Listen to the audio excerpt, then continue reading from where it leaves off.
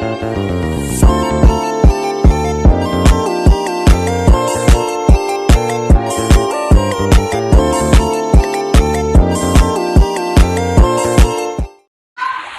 di sini kita akan melakukan 3 pengamatan, yaitu seismonasti, niktinasti, dan pengamatan geotropisme negatif.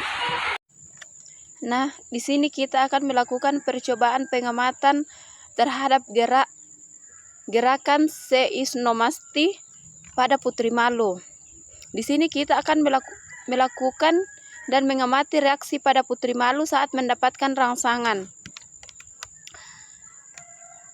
Di sini kita akan melakukan 3 macam rangsangan, yaitu rangsangan secara halus, rangsangan secara sedang, dan rangsangan secara kasar. Nah, pertama-tama kita akan melakukan rangsangan pada Putri Malu dengan sentuhan halus.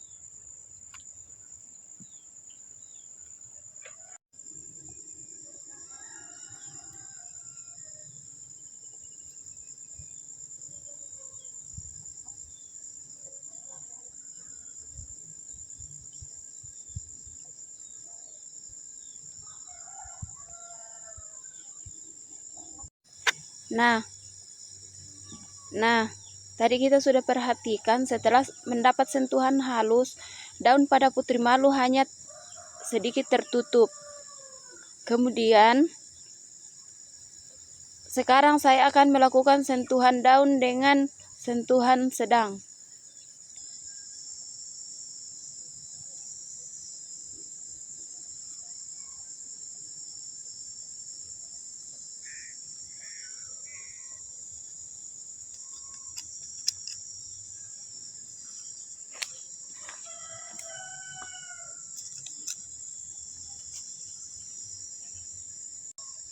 Nah, kita sudah perhatikan tadi bagaimana reaksi Putri Malu saat mendapatkan sentuhan sedang. Reaksi daun Putri Malu agak cepat menutup dan tangkai daun ikut merunduk. Selanjutnya, saya akan memberikan sentuhan kasar.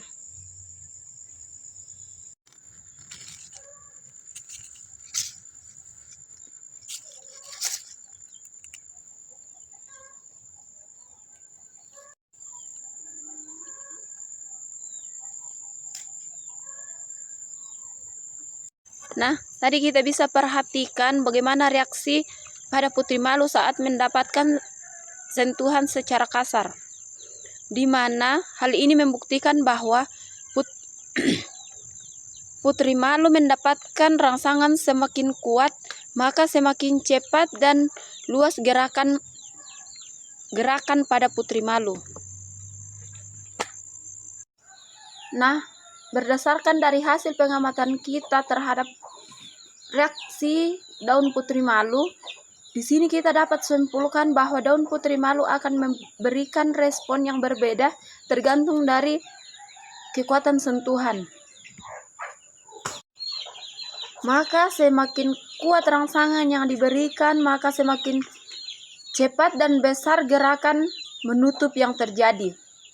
Hal ini membuktikan bahwa Putri Malu memiliki kemampuan untuk merespon rangsangan mekanik melalui gerakan seismonasti. Demikianlah pengamatan saya tentang gerakan seismomasti pada daun Putri Malu. Nah, sekarang kita lanjut terhadap pengamatan Putri Malu tentang gerakan niktinasti, di mana niktinasti adalah gerakan pada tumbuhan yang terjadi akibat perubahan intensitas pada cahaya, biasanya antara kondisi terang dan gelap. Kita akan melihat bagaimana reaksi Putri Malu yang ketika tersimpan di tempat terang dan ketika tersimpan di tempat gelap.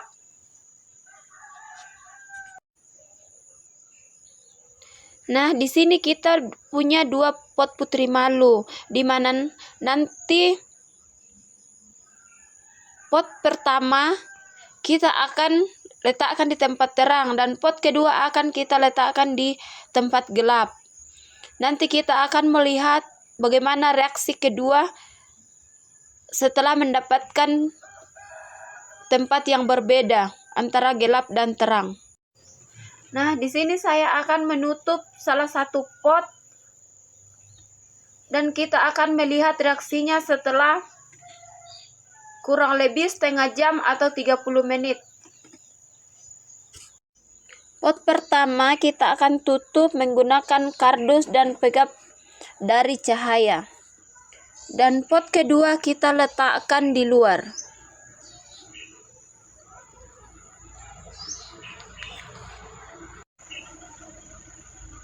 Kita akan menunggu kurang lebih setengah jam.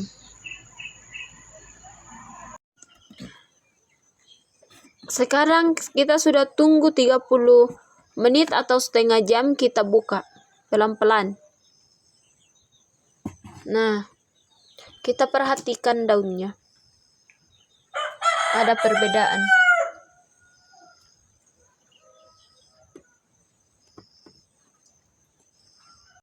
Nah, tadi kita sudah mengamati bagaimana perubahan terhadap putri malu yang kedap dengan cahaya dan yang kita letakkan di luar, di mana yang kedap udara menutup dan meredup, sedangkan yang kena cahaya tetap terlihat segar. Nah, dari hasil pengamatan kita dapat kita simpulkan bahwa daun putri malu mengalami gerak niktinasti, yaitu gerakan yang dipengaruhi oleh cahaya, di mana daun tetap terbuka di tempat terang, sedangkan di tempat gelap daun akan menutup. Gerakan ini membantu tumbuhan menyesuaikan diri terhadap perubahan lingkungan, terutama antara siang dan malam. Nah, demikian pengamatan saya mengenai gerakan niktinasti pada daun putri malu. Sekarang kita akan lanjut pengamatan terhadap gerakan geotropisme negatif pada perkecambahan kacang merah. Nah, sekarang kita lanjut melakukan pengamatan terhadap pertumbuhan kecambah kacang merah untuk melihat terjadinya geotropisme negatif.